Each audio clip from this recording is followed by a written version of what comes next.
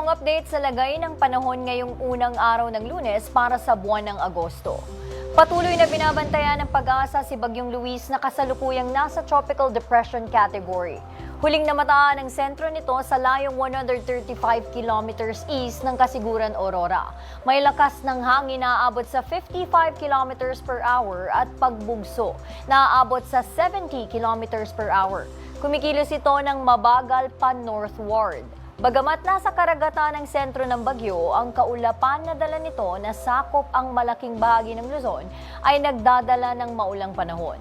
Samantala, mayroon pang isang bagyo na kasalukuyang nasa labas ng Philippine Area of Responsibility na may international name na Dolphin. Mababa ang tsansa na pumasok ito ng bansa.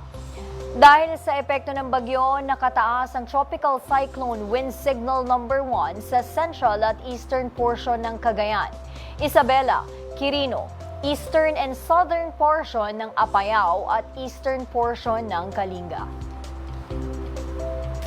Para manatiling updated sa lagay ng panahon ngayon, tutok lang sa IBC at Congress TV.